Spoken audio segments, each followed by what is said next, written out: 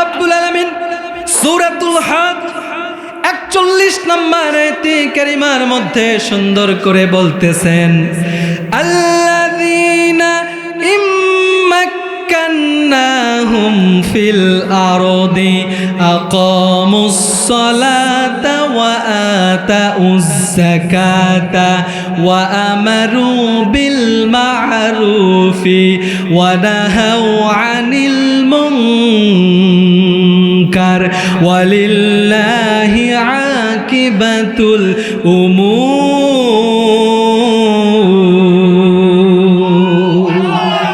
আল্লাহ রব্বুল আলামিন সুন্দর করে বলতেছেন, আমি আল্লাহ রব্বুল আলামিন দুনিয়াতে যাদেরকে ক্ষমতা দান করব, যাদেরকে আমি আল্লাহ রব্বুল আলামিন দুনিয়াতে ক্ষমতার চেয়ার দান করব, পাওয়ার দিব, এরা ক্ষমতা পাওয়ার পরে, এরা ক্ষমতার চেয়ার পাওয়ার পরে সর্বপ্রথম কাজ করবে 4টি।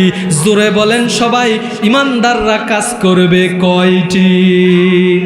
আরো জোরে, জোর হলো না ভাইরা আমার। আপনারা তো ভোটের সময় 1 কাপ চায়ের বিনিময়ে অনেক স্লোগান দিছেন, অমুক নেতার চরিত্র ফুলের মতো পবিত্র, নামাজ পড়ে না 1 ওয়াক্ত, গাঞ্জা খায় 5 ওয়াক্ত। এরকম স্লোগান দেন কি দেন নাই? এখন আপনারা স্লোগান দিতে পারেন না। কেন স্লোগান দিতে পারেন না? ইমানের দাবি আমাদেরকে স্লোগান দিতে হবে। আপনারা বলেন তো, ইমানদাররা ক্ষমতায় আসার পরে কাজ করবে কয়টি? আরো জোরে, জোর হলো না আমার ভাইরা। ইমানদাররা ক্ষমতায় আসার পরে কাজ করবে 4টা। আল্লাহ রব্বুল আলামিন সুন্দর করে বলে দিলেন, আর যারা আবু জেহেলের উত্তরসূরি হবে, আবু লাহাবের উত্তরসূরি হবে, শয়তানের পক্ষ থেকে এসে ক্ষমতার চেয়ারে বসবে, তারাও কাজ করবে 3টা। জোরে বলেন কয়টা? তাহলে আবু জেহেলের উত্তরসূরি যারা হবে তারা কয়টা কাজ করবে? আর যারা ইমানদার হবে তারা কয়টা কাজ করবে? তাহলে ভাইরা গভীর মনোযোগ দিয়ে শুনবেন। ইমানদারদের 4টি কাজ বলার পূর্বে যারা আবু লাহাবের উত্তরসূরি হবে, আবু জেহেলের উত্তরসূরি হবে, তাদের 3টি কাজ সম্পর্কে আপনাদেরকে আমি বলতে চাই। আল্লাহ রব্বুল আলামিন সূরাতুল আনফাল 30 নম্বর আয়াতে কারিমার মধ্যে সুন্দর করে বলতেছেন, ওয়া ইয ইয়ামকুরু বিকাল্লাযীনা কাফারু লিয়ুসবিতুকা আও ইয়াকতুলুকা আও ইখরিজুকা ওয়া ইয়ামকুরুনা ওয়া ইয়ামকুরুল্লাহু ওয়াল্লাহু খায়রুল মাকিরিন। আল্লাহ রাব্বুল আলামিন বলতেছেন, যারা আবু জেহেলের পক্ষ থেকে ক্ষমতায় চলে আসবে তাদের কাজ হবে 3টা। 1 নাম্বার কাজ হলো লিউজবিদুকা, যারা কোরআনের কথা বলবে, যারা ইসলামের কথা বলবে, যারা কোরআন আল্লাহর জমিনে আল্লাহর দ্বীনকে প্রতিষ্ঠা করবার জন্য কাজ করবে, তাদেরকে ওই আবু জেহেলের উত্তরসূরিরা, আবু লাহাবের উত্তরসূরিরা, ওই আলেম ওলামাদেরকে জেলখানার মধ্যে বন্দি করে দিবে। কথা বলেন ঠিক কিনা? আমার প্রিয় ভাইরা, তাদের 2 নাম্বার কাজ হলো আও ইয়াকতুলুকা, যারা কোরআনের কথা বলবে তাদেরকে ধরে ধরে হত্যা করে দুনিয়া থেকে বিদায় করে দিবে। আমার প্রিয় ভাইরা, তাদের 3 নাম্বার কাজ হলো যারা কোরআনের কথা বলবে, আল্লাহর জমিনে আল্লাহর দ্বীনকে প্রচার করবে, আল্লাহর দ্বীনকে বাস্তবায়ন করার চেষ্টা করবে, তাদেরকে ধরে ধরে তাদের মাতৃভূমি থেকে বিতাড়িত করে দিবে। আপনারা বলেন তো, এই আয়াতের সাথে বাংলাদেশের মিল আছে না নাই?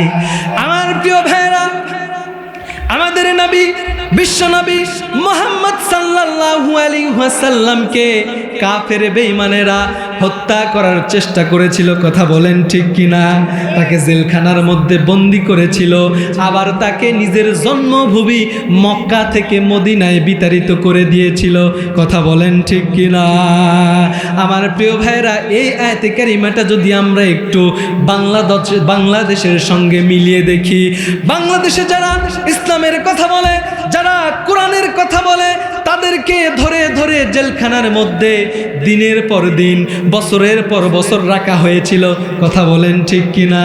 আমার প্রিয় ভাইরা, কোরআন থেকে কথা বলে আমাদের প্রিয় ভাই মুফতি আমির হামজা, বিজ্ঞান ভিত্তিক কথা বলে। এই মুফতি আমির হামজাকে দিনের পর দিন, মাসের পর মাস, বছরের পর বছর জেলখানার মধ্যে রাখা হয়েছিল। ঠিক কিনা? আমার প্রিয় ভাইরা, আল্লামা মামুনুল হকের কোনো দোষ ছিল না, শুধুমাত্র কোরআনের কথা বলবার কারণে তাকেও কিন্তু জেলখানার মধ্যে বন্দি করেছিল। কথা বলেন ঠিক কিনা? আমার প্রিয় ভাইয়েরা, শিশু বক্তা নামে পরিচিত রফিকুল ইসলাম মাদানী, তাকেও দিনের পর দিন জেলখানার মধ্যে রেখেছিল। আমার প্রিয় ভাইয়েরা, বাংলাদেশের নয়, গোটা পৃথিবীতে কোটি কোটি মানুষের হৃদয়ের স্পন্দন, কোরআনের পাখি আল্লামা দেলোয়ার হোসাইন সাইদি সাহেবকেও 13টি বছর জেলখানার মধ্যে রেখে তাকে হত্যা করে বিদায় করেছে। কথা বলেন ঠিক কিনা? আমার প্রিয় ভাইরা, মাওলানা দেলোয়ার হোসেন সাইদি সাহেবের কোনো দোষ ছিল না, অপরাধ ছিল না। কথা বলেন ঠিক কিনা? বিনা অপরাধে শুধুমাত্র কোরআনের কথা বলবার কারণে তাকে জেলখানার মধ্যে থাকতে হয়েছে। আমি বলতে চাই, তোমরা দেলোয়ার হোসেন সাইদি সাহেবকে হত্যা করে এই দুনিয়া থেকে সাইদি সাহেবকে বিদায় করতে পারোনি, বরঞ্চ এক সাইদি বাংলার জমিন থেকে চলে গিয়েছে, হাজার হাজার সাইদি বাংলাদেশের জমিনে তৈরি হয়েছে। কথা বলেন ঠিক কিনা? আল্লামা সাইদি তুমি মরণি, শহীদ হয়েছ তুমি এটাই জানি। ঠিক কিনা? আমার সঙ্গে সবাই বলেন, আল্লামা সাইদি তুমি মরণি, শহীদ হয়েছ তুমি এটাই জানি।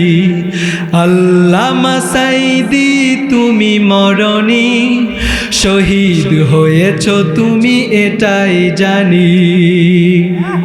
কারাগারে কাটালে 13টি বছর, বাতিল কেঁপেছে তোমায় দেখে থর থর। ঠিক না?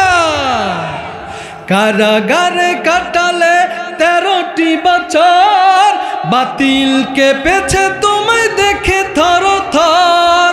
তুমি যে ছিলে মোদের নয়ন মনি, শহীদ হয়েছ তুমি এটাই জানি। আল্লামা সাইদি তুমি মরণি, শহীদ হয়েছ তুমি এটাই জানি। দেহ মাঝে যতদিন ছিল তব প্রাণ, বলেছিলে তুমি সেই প্রভুরই কালাম। ঠিক কিনা? দেহ মাঝে যতদিন ছিল তব প্রাণ, বলেছিলে তুমি সেই প্রভুরই কালাম। তাই তো তোমায় ভাবি চিরদিনই, শহীদ হয়েছ তুমি এটাই জানি। আল্লামা সাইদি তুমি মরণি, শহীদ হয়েছ তুমি এটাই জানি। দেখা তো হবে না আর এই জীবনে, দেখা হবে জান্নাতে ফুল বাগানে।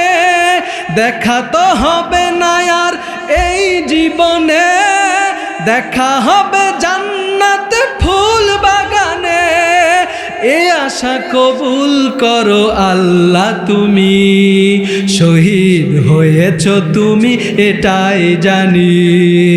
আল্লামা সাইদি তুমি মরণি, শহীদ হয়েছ তুমি এটাই জানি। আমি আগের লাইন বলবো, আমি চুপ থাকবো, আর পরের লাইন আপনারা সবাই বলতে পারবেন না? বলতে পারবেন না? যারা সাইদি সাহেবকে ভালোবাসেন সবাই বলবেন, আল্লামা সাইদি তুমি মরণি, আল্লামা সাইদি তুমি মরণি, শহীদ হয়েছ তুমি এটাই জানি। সবাই বলেন মারহাবা। আমার প্রিয় ভাইরা, যেই কথাটা আমি বলতেছিলাম, কাফের বেঈমানেরা যখন রাষ্ট্রের ক্ষমতা পাবে, রাষ্ট্রের চেয়ার পাবে, তখন তাদের কাজ হবে কয়টা? এই 3টি কাজ। আবার আপনাদের আপনাদেরকে একবার স্মরণ করিয়ে দিচ্ছি, কাফের বেঈমানেরা যখন ক্ষমতার চেয়ার পাবে তাদের এক নাম্বার কাজ হলো তারা মানুষদেরকে জেলখানার মধ্যে ঢুকিয়ে দেবে। তাদের দুই নাম্বার কাজ হলো হত্যা করে দুনিয়া থেকে বিদায় করে দিবে। আর তাদের তিন নাম্বার কাজ হলো, আমার প্রিয় ভাইরা, যারা কোরআনের হক কথা বলবে তাদেরকে দেশ থেকে অন্য দেশে বের করে দিবে। তার জলজ্যান্ত প্রমাণ হলো গত কয়েক বছর ধরে ডক্টর মিজানুর রহমান আজহারি, যুবকদের আইডল, তিনি বাংলাদেশে থাকতে পারে না। এই কথা বলেন ঠিক কিনা? আমার প্রিয় ভাইরা, বাংলাদেশের পরিবেশ আবার ফিরিয়ে এসেছে। মিজানুর রহমান ভাই আবার বাংলাদেশে এসে কোরআনের তাফসীর শুরু করবেন। আমার প্রিয় ভাইয়েরা, যারা কোরআন থেকে কথা বলে, যারা হাদিসের কথা বলে, আল্লাহ রাব্বুল আলামিন সবাইকে যেন সুন্দরভাবে এই বাংলাদেশের জমিনে কোরআন থেকে হক কথা বলার তৌফিক দান করেন। সকলেই বলেন আল্লাহুম্মা আমিন। আমার প্রিয় ভাইয়েরা, যেই কথা বলতেছিলাম, তাহলে কাফের বেঈমানদের কাজ হবে তিনটা। আপনাদেরকে জিজ্ঞাসা করি, এইবার বলেন তো, যাদেরকে আল্লাহ রাব্বুল আলামিন ক্ষমতার চেয়ার দান করবে তাদের কাজ হবে কয়টা? আরো জোরে। আমার প্রিয় ভাইরা, এই চারটা কাজ আমাদের জানার দরকার আছে না নাই? আরো জোরে বলেন, আছে না নাই? আমি কি বলবো নাকি ছেড়ে দিব? আমার প্রিয় ভাইরা, এই চারটা কাজ আল্লাহ রাব্বুল আলামিন বলতেছে, যাদেরকে আমি ক্ষমতা দান করব তারা এক নাম্বার কাজ করবে, তাদের ওই জমিনের মধ্যে, তাদের ওই রাষ্ট্রের মধ্যে নামাজের বিধানকে, নামাজের আইনকে কার্যকর করবে। আমার প্রিয় ভাইরা, আমি বলতেছিলাম, যারা ইমানদাররা, যাদেরকে আল্লাহ রাব্বুল আলামিন ক্ষমতা দান করবে, তাদের গুণাবলী, তারা কর্মসূচি, তারা কাজ করবে কয়টি? জোরে বলেন, কয়টি? আমার প্রিয় ভাইরা, গভীর মনোযোগ দিয়ে শুনবেন। যে ইমানদাররা রাষ্ট্রের চেয়ার পাবে, রাষ্ট্রের ক্ষমতা পাবে, তাদের কাজ হবে চারটি। এক নাম্বার কাজ হলো তারা নামাজের আইনকে সমাজের মধ্যে কার্যকর করবে, সবার জন্য নামাজ পড়া ফরজ করে দিবে। কথা বলেন ঠিক কিনা? আমার প্রিয় ভাইরা, আপনারা বলেন তো, শুধুমাত্র পুরুষদের জন্য নামাজ ফরজ, মনে হয় মহিলাদের জন্য নয়? মহিলাদের জন্য, মহিলাদের জন্য নামাজ, পুরুষদের জন্যও নামাজ। আমার প্রিয় ভাইরা, মহিলাদের সম্পর্কে দুটি কথা আপনাদেরকে বলে দেই, যেহেতু পাশে মহিলা প্যান্ডেল আছে না নাই? জোরে বলেন, আছে না নাই? আমার প্রিয় ভাইরা, মহিলারা কিন্তু আজকে ইবাদত থেকে দূরে সরে যাচ্ছে। ঘরের মধ্যে টেলিভিশন দেওয়ার কারণে, মোবাইল ফোন দেওয়ার কারণে মা বোনেরা আর ইবাদত বন্দগি করে না, গুনগুন করে কোরআন শরীফ তেলাওয়াত করে না, বিশ্ব নবীজির দরুদ পড়ে না। তারা আজকে ওই টেলিভিশনের রিমোট পায় আর মোবাইল পায়, সবসময় জি বাংলা, স্টার জলসা, বিভিন্ন ধরনের নাটকের মধ্যে ব্যস্ত থাকে। কথা বলেন ঠিক কিনা? আমার প্রিয় ভাইরা, পুরুষের চাইতে মা বোনদের জান্নাতে যাওয়ার রাস্তা কিন্তু আল্লাহ রাব্বুল আলামিন সহজ করে দিয়েছেন। বিশ্বনবীজি বলতেছেন, কোনো মা বোন যদি চারটি কাজ করতে পারে, জোরে বলেন কয়টি? মা বোনেরা ভালো করে মনোযোগ দিয়ে শুনবেন। আমার ভাইরা, নবীজি বলতেছেন, কোন মা বোন যদি চারটি কাজ করতে পারে দুনিয়াতে, আল্লাহ রাব্বুল আলামিন ওই মা বোনদের জন্য 8টি জান্নাতে ঢোকার দরজা সহজ করে দেন। আমার ভাইরা, এক নাম্বার কাজ হচ্ছে নামাজ। এই মা বোনেরা যদি নামাজ আদায় করে, আল্লাহ রাব্বুল আলামিন তাদেরকে জান্নাতে যাওয়ার জন্য সহজ করে দিবেন। 2 নাম্বার কাজ হলো রোজা, 3 নাম্বার কাজ হলো পর্দা, 4 নাম্বার কাজ হলো স্বামীর খেদমত। এই 4টা কাজ যদি মা বোনেরা করতে পারে, আল্লাহ রাব্বুল আলামিন তাদেরকে জান্নাতে ঢোকার জন্য সহজ করে দিবেন। জোরে বলেন সুবহানাল্লাহ। এই এলাকার মা বোনেরা নামাজ পড়ে তো ভাই? পড়ে? কেউ কথা বলতেছেন না যে পড়ে না, মনে হয় সবাই নামাজ পড়ে তো ভাই? কম বেশি সবাই নামাজ পড়ে। মা বোন সহ আমাদের সকালকেই নামাজ পড়ার তৌফিক দান করুক, বলেন আমিন।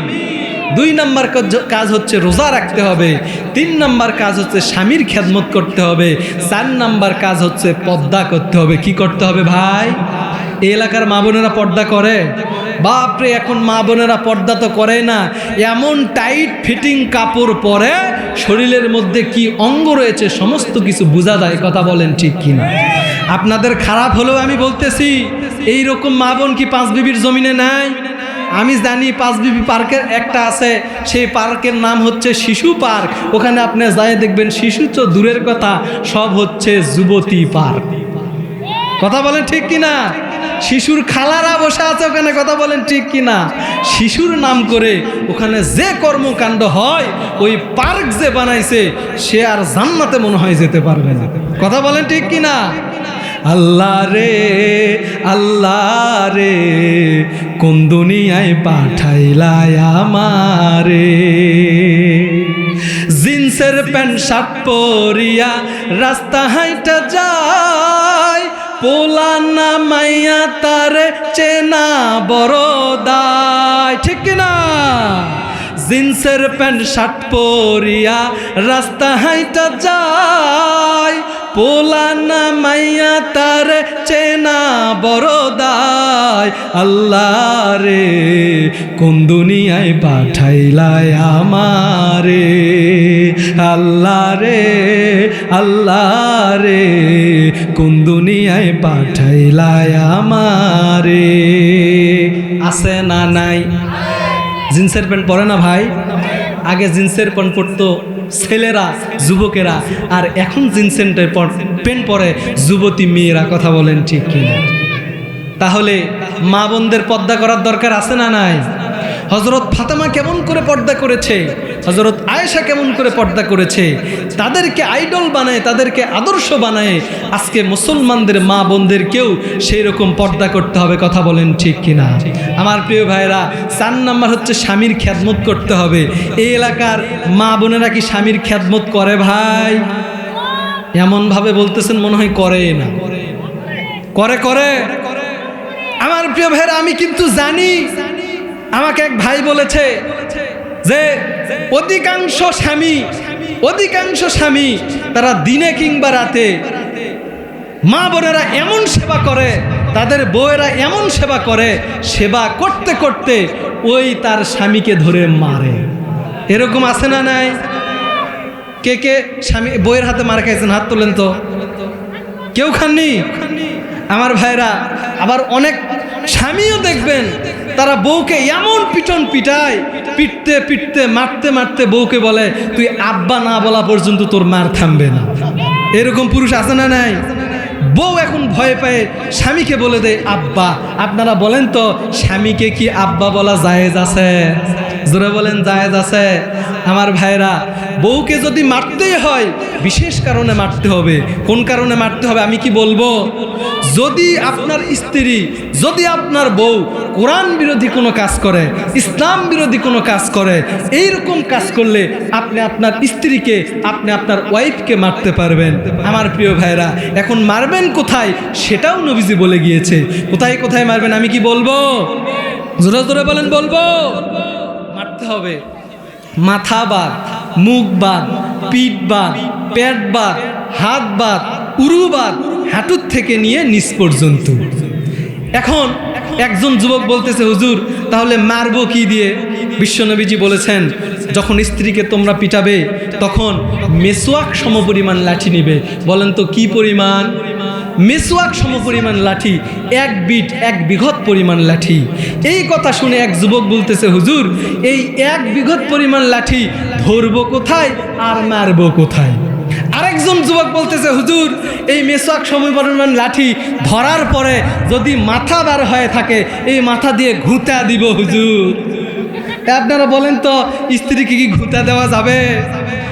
ঘুঁতি করে কি স্ত্রীকে সোজা করা যাবে? যারা বলেন যাবে? ওরা হচ্ছে বেকা হাড্ডির তৈরি। সুতরাং বেকা হাড্ডির তৈরিকে সোজা করতে হলে ওদেরকে তেল মেরে সাইজ করতে হবে। কথা বলেন ঠিক কিনা? যত তেল মারবেন তত মহিলারা সোজা হয়। কথা বলেন ঠিক কিনা? আমার প্রিয় ভাইরা, এই এলাকার মা বোনদেরকে স্বামীর খেদমত করার তৌফিক দান করুক, বলেন আমিন।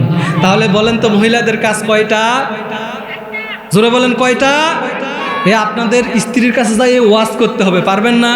শুধু আমার কাছ থেকে শুনে এখানে ভুলে যাবেন তা হবে না। স্ত্রীর কাছে যায়, মায়ের কাছে গিয়ে, মেয়ের কাছে গিয়ে আপনাদেরকে ওয়াজ করতে হবে। হুজুর বলেছে 4টি আমল করতে হবে। 1 নাম্বার হচ্ছে নামাজ, 2 নাম্বার হচ্ছে রোজা, 3 নাম্বার হচ্ছে স্বামীর খেদমত, 4 নাম্বার হচ্ছে পর্দা। মনে থাকবে না ভাই? আমার প্রিয় ভাইরা, এইবার আমি আমার মূল আলোচনার মধ্যে ফিরে আসি।